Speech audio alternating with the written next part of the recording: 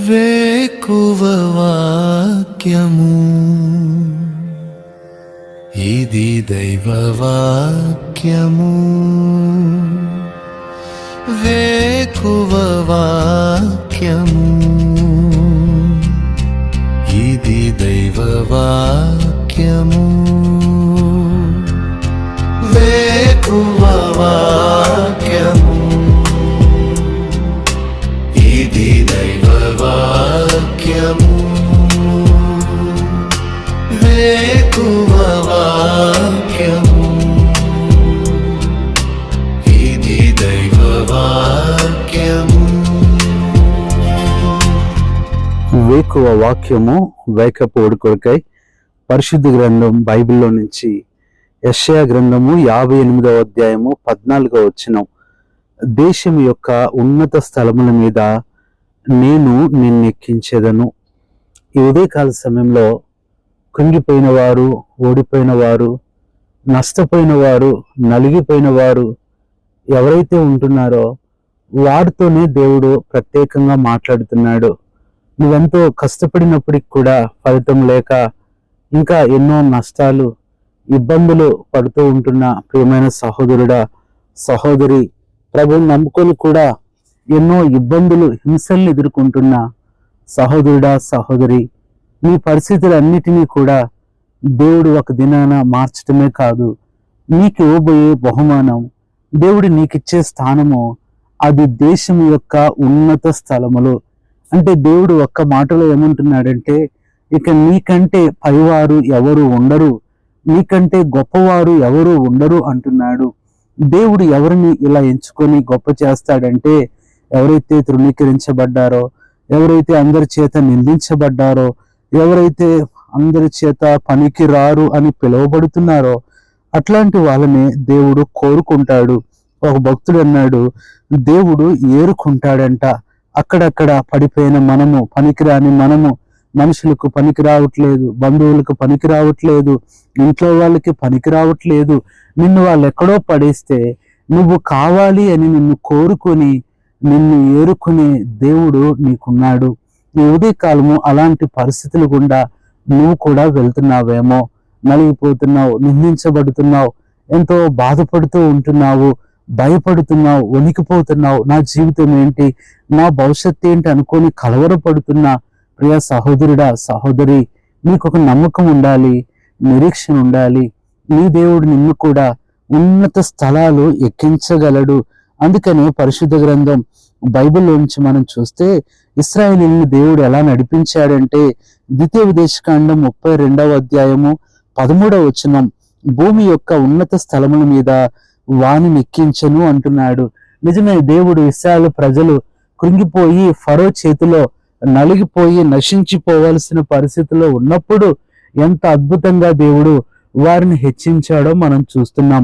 అంత మాత్రమే కాదు, నీలాంటి పరిస్థితి కలిగిన వారు బైబిల్లో చాలా మంది ఉన్నారు. ఈ ఉదయకాలం క్లుప్తంగా అలాంటి 7గురిని మనం చూద్దాం. అందరూ పడేశారు, అందరూ తృణీకరించారు, అందరూ త్రోసేశారు, అందరూ వారి జీవితం ఇంకా లేదు అనుకున్నారు. కానీ దేవుడు వారిని ఎంత ఉన్నత స్థలముల మీదకి ఎక్కించాడంటే అది ఊహకు కూడా అందదు. ఈ ఉదయకాల సమయంలో దేవుడు నిన్ను కూడా అలా చేయగలడు. ఉదాహరణకి మొట్టమొదటిగా ఆదికాండం 41:43, తన 2వ రథం మీద అతన్ని ఎక్కించెను.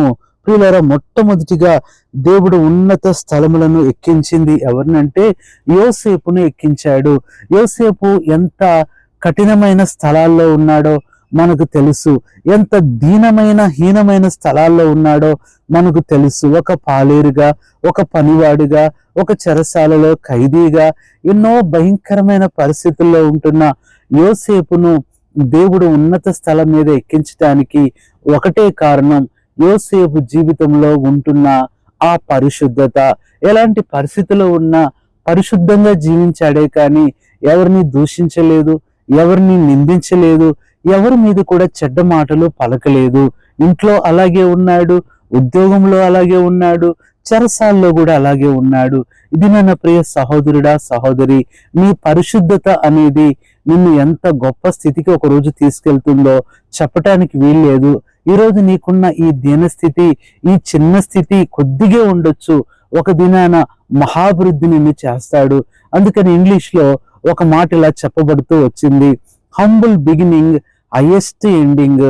ఎంతో దీనంగా ప్రారంభించబడేది ఎప్పుడు కూడా చాలా గొప్పగా కట్టబడుతుంది, ముగించబడుతుంది. ఇది మొట్టమొదటిగా యోసేపు జీవితాన్ని చూసాం. రెండవదిగా మనం చూస్తే దావీదు జీవితాన్ని చూడొచ్చు. దావీదు ఎంతో ఒక ఖైదీలాగా తరమబడుతూ ఇక చనిపోతాడు అనుకుంటున్న పరిస్థితిలో దేవుడు ఎంత అద్భుతంగా 2వ సమూయేలు గ్రంథం 2:4 అంతటి యూదావారు అక్కడికి వచ్చి యూదావారి మీద రాజుగా దావీదునకు పట్టాభిషేకము చేసిరి. దావీదు రాజయ్యాడు, ఉన్నత స్థలాన్ని దేవుడు ఎక్కించాడు. యోసేపు జీవితంలో పరిశుద్ధత అయితే దావీదు జీవితంలో దేవుడు ఎక్కించడానికి ఆ గొప్ప కారణం ఏంటంటే ధైర్యము. దావీదు అన్ని పరిస్థితుల్ని ధైర్యంగా ఎదుర్కొన్నాడు. ఇది నన్ను పరీక్షలు చూసి నువ్వు భయపడుతున్నావు, క్వశ్చన్ పేపర్ చూసి భయపడుతున్నావు, పుస్తకాలు చూసి భయపడుతున్నావు, టీచర్లను చూసి, స్కూల్ని చూసి నువ్వు భయపడుతున్నావేమో. ప్రియ సహోదరుడా, విశ్వాస ఎప్పుడు భయపడకూడదు, భయపెట్టాలి. పరిస్థితులను నువ్వు భయపెట్టాలి. జీవం లేని చదువులు, పుస్తకాలు, సబ్జెక్టులు నిన్ను భయపెట్టడం ఏంటి? నువ్వు జీవం గల దేవుని బిడ్డవు. అవన్నీ నీ కంట్రోల్లోకి వస్తాయి. దేవుడు వాటిని నీకు అప్పగిస్తాడు, నేర్పిస్తాడు. కాబట్టి మన జీవితంలో దేవుడు ఉన్నత స్థలంలోకి మనల్ని తీసుకెళ్లాలంటే దావీదు వంటి ధైర్యం కావాలి. మూడవదిగా చూస్తే ఎస్తేరు గ్రంథం 2:17 స్త్రీలందరికంటే రాజు ఎస్తేరును ప్రేమించెను, కన్యకలందరికంటే ఆమె అతని వలన దయా దాక్షిణ్యములు పొందెను. అతడు రాజ కిరీటమును ఆమె తల మీద ఉంచి ఆమెను వష్టికి బదులుగా రాణిగా నియమించెను. మూడవ వ్యక్తి మనం చూస్తే ఎస్తేరు దేశం యొక్క ఉన్నత స్థలం మీదకి ఎక్కుతూ వచ్చింది. ఎస్తేరులో అందరూ చూసేది ఒకటే, దీనత్వము.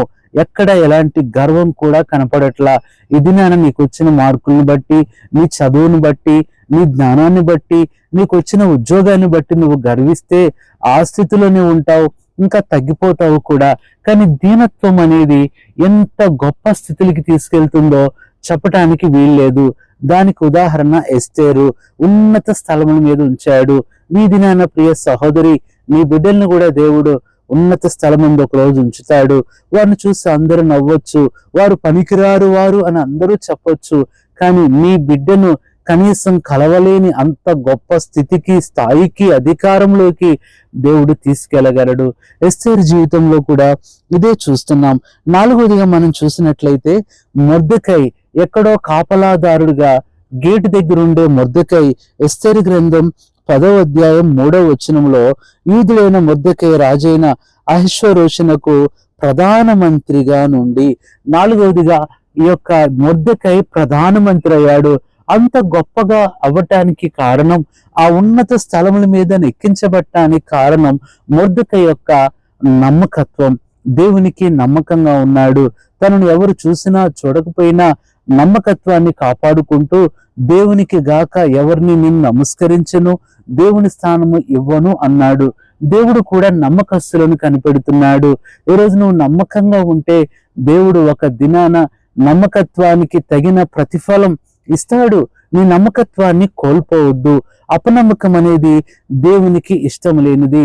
ఇది మనము నాలుగవదిగా చూస్తున్నాము. ఐదవదిగా మనం చూసినట్లయితే పరిశుద్ధ గ్రంథం బైబిల్లో నుంచి న్యాయాధిపతుల గ్రంథం 11వ అధ్యాయం 11వ వచనం. యెఫ్తాను మనం చూడొచ్చు. యెఫ్తా తృణీకరించబడ్డాడు, త్రోసివేయబడ్డాడు, పనికిరాని వాడని గేలి చేయబడ్డాడు. ఇంకా చెప్పాలంటే యెఫ్తా పారిపోయేటట్లుగా అలా చేస్తూ వచ్చిన అలాంటి యెఫ్తాను న్యాయాధిపతులు 11:11 అక్కడ అతన్ని ప్రధానిగాను అధిపతిగాను వారు నియమించుకున్నారు. త్రోసివేసిన వారే వచ్చి మాకు ప్రధానిగా అధిపతిగా ఉండు అన్నారు. దేశం యొక్క ఉన్నత స్థలములనే అనుభవంలో వచ్చిన ఐదో వ్యక్తి యెఫ్తా. యెఫ్తా జీవితంలో దేవుడు ఏం చూశాడు అంటే, యెఫ్తా అక్కడ యెహోవా సన్నిధిలో తన సంగతి అంతయు కూడా వినిపించాడు. ఒక మాటలో చెప్పాలంటే దేవుని మీద ఆధారపడ్డాడు. దేవుని మీద నువ్వు ఆధారపడినప్పుడు దేవుడు మనుషులందరినీ నీ దగ్గరికి తీసుకొస్తాడు. మనుషుల మీద నువ్వు ఆధారపడినప్పుడు దేవుని నువ్వు దూరం చేసుకుంటావు. అందుకని ఎప్పుడు కూడా దావీదు యెహోవా నా ఆధారము, the lord is my defence అని చెప్తూ ఉంటాడు. కాబట్టి యెఫ్తా జీవితంలో దేవుడు ఆ ఆధారపడే ఆ జీవితాన్ని చూస్తూ వచ్చాడు కాబట్టే దేవుడు ఉన్నత స్థలంలో ఎక్కించాడు. ఆరవదిగా మనం చూస్తే పరిశుద్ధ గ్రంథం బైబిల్లో నుంచి దానియేలు గ్రంథం 6వ అధ్యాయము 2వ వచనము, వారి పైన ముగ్గురిని ప్రధానులుగా నియమించెను, ఆ ముగ్గురిలో దానియేలు ముఖ్యుడు. 6వదిగా అంత గొప్ప దానియేలు ఒక రకంగా ఆ ఊరిలో ఆ దేశంలో బానిసగా వచ్చాడు, పనికిరాని వాడిగా తగ్గింపుగా వచ్చాడు, తక్కువ వానిగా వచ్చాడు. కానీ దేవుడు ఆ దేశంలోనే ముఖ్యుడిగా చేస్తూ వచ్చాడు. ఉన్నత స్థలాన్ని ఎక్కిస్తానన్న దేవుడు ఎవరిని కూడా వదిలిపెట్టలేదు, ఖచ్చితంగా ఎక్కించాడు. అందులో 6వదిగా దానియేలును చూస్తున్నాం. దానియేలు అంత గొప్పవాడు అవటానికి కారణం ఆయన జీవితంలో ఉంటున్న క్రమశిక్షణ, దైవికమైన క్రమశిక్షణ. దేవుని సమయాన్ని దేవునికి ఇస్తూ అధికార సమయాన్ని అధికారికి ఇస్తున్నాడు. తను ప్రభు పని చేసుకుంటూనే తన యొక్క ప్రభుత్వ ఉద్యోగంలో నమ్మకంగా ఉంటూ వచ్చాడు. ప్రియ సహోదరుడా, నువ్వు దేవునిలో క్రమంగా ఉండి ఉద్యోగంలో క్రమంగా లేకపోతే అది మెచ్చుకోదగింది కాదు. దేవుని పని బాగా చేసి ఉద్యోగంలో నువ్వు నిర్లక్ష్యంగా ఉంటే అది దేవుడు సంతోషించే విషయం కాదు. నువ్వు నీ యొక్క ఇంట్లోనే కాదు, నీ సంఘంలోనే కాదు, ఆఫీసులో కూడా నువ్వు కష్టపడాలి, మంచి పేరు తెచ్చుకోవాలి. నీ క్రమశిక్షణను బట్టే అనేకులు దేవుణ్ణి తెలుసుకుంటారు, దేవుణ్ణి గుర్తెరుగుతారు. అది దానియేలు నిరూపిస్తూ వచ్చాడు. 7వదిగా మనం చూసినట్లయితే ఉన్నత స్థలముల మీద ఉన్న ఒకే ఒక ఆయనే ప్రభువైన యేసుక్రీస్తు. ఫిలిప్పి 2:11 దేవుడు ఆయనను అధికముగా హెచ్చించి ప్రతి నామమునకు పైనామమును ఆయనకు అనుగ్రహించెను. యేసు ప్రభువారు 7వదిగా ఉన్నతమైన ఆ గొప్ప స్థలాల్లోకి ఆయన ఎక్కించబడుతూ వచ్చాడు. కారణం మనకు తెలుసు. యేసు ప్రభు జీవితంలో ఉంటున్న లక్షణాలలో మొట్టమొదటిదే ప్రేమ. ఆయన ప్రేమ కలిగిన వాడు. నువ్వు ప్రేమ కలిగి ఉంటే నీ ప్రేమ జీవితం తప్పనిసరిగా ఒక దినాన నిన్ను ఉన్నత స్థానంలోకి తీసుకెళ్తుంది. నీ ప్రేమను మనుషులు అపార్థం చేసుకోవచ్చు, నీ ప్రేమకు ప్రతిగా ద్వేషించవచ్చు, నిన్ను ఎంతగానో భయంకరంగా మాట్లాడొచ్చు, దూషించవచ్చు. కానీ నీ ప్రేమను నువ్వు వదులుకోవాల్సిన అవసరం లేదు. దైవ ప్రేమతో నువ్వు ప్రేమించాలి, దైవ ప్రేమతోనే ఇతరులతో మాట్లాడాలి. ఒక దినాన ఈ ప్రేమ అందరికీ అందనంత ఆ గొప్ప ఉన్నత స్థలములోకి నేను తీసుకెళ్తుంది. అందుకని అపోస్తలుడైన పౌలు అంటున్నాడు, నేను దీన స్థితిలో ఉండనెరుగుదును, సంపన్న స్థితిలో కూడా ఉండనెరుగుదునని ఫిలిప్పి 4:12 చెప్తున్నాడు. కాబట్టి ఈ దినాన నువ్వు కూడా ప్రియ సహోదరుడా, నీ ఇప్పటి స్థితిని చూసి బాధపడొద్దు. దేవుడు నీకు కూడా ఒక మంచి దినం ఇస్తాడు, మంచి స్థలం ఇస్తాడు, మంచి స్థితిని కూడా ఇస్తాడు. ఆయనందు విశ్వాసం ఉంచి ఈ 7గురితో పాటుగా ఆ తర్వాత 8వ వ్యక్తి నువ్వేనేమో. దేవుడు త్వరలోనే దేశం యొక్క ఉన్నత స్థలం మీద నిన్ను కూడా ఉంచబోతున్నాడు. విశ్వాసంతో ఆయన మీద ఆధారపడి ఆయన చేతిలోనికి రా, ఆయన అధికారాన్ని ఒప్పుకో. ఈ దినమే ఆ కార్యాన్ని దేవుడు ప్రారంభిస్తాడు. నువ్వేదైతే ఆశపడుతున్నావో, ఏదైతే కోరుతున్నావో, ఏదైతే నీ జీవితంలో జరగట్లేదని ఇబ్బంది పడుతున్నావో అది దేవుడు తప్పనిసరిగా చేస్తాడు. అది నువ్వు రెండంతలుగా సాధిస్తావు. గొప్ప విజయం దేవుడు నీకు ఇస్తాడు. అలాంటి కృప దేవుడు నీకు ఇవ్వాలని నీ కొరకు ప్రార్థన చేస్తాం. పరిశుద్ధుడైన తండ్రి, ప్రభువైన యేసుక్రీస్తు నామంలో నీ పాదములకు వందనాలు, స్తోత్రాలు చెల్లించుకుంటున్నాం. ఈ యొక్క ఉదయకాల సమయంలో వేకువ వాక్యం ద్వారా మాతో మాట్లాడుతూ వచ్చారు. దేశం యొక్క ఉన్నత స్థలముల మీద నేను ఎక్కిస్తానని ఆ దినాన్ని ఇశ్రాయేలీయులనే కాదు ప్రభువా, యోసేపు మొదలుకొని పరమ యోసేపు అయిన ప్రభువైన యేసుక్రీస్తు వరకు 7గురి జీవితాలు ఎంత దీన అల్ప స్థితిలో నుంచి ఉన్నత స్థలంలోకి మీరు తీసుకెళ్లారో ఈ విషయాలు మాట్లాడుతూ వచ్చారు.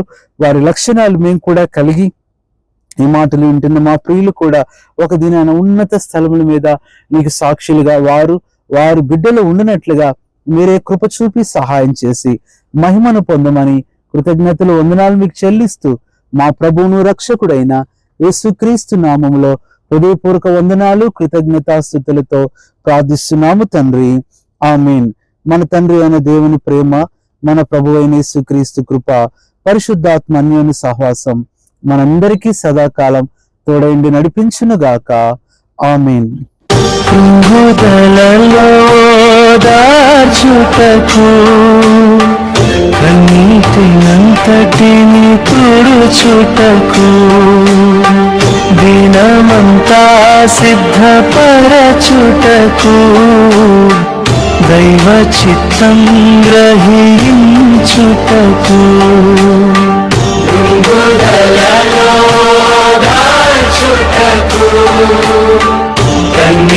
కన్నీటినంతటిని తుడుచుటకు దినమంతా సిద్ధపరచుటకు దైవ చిత్తం గ్రహించుటకు వేకువ వాక్యము ఇది దైవ వాక్యము వేకువ వాక్యము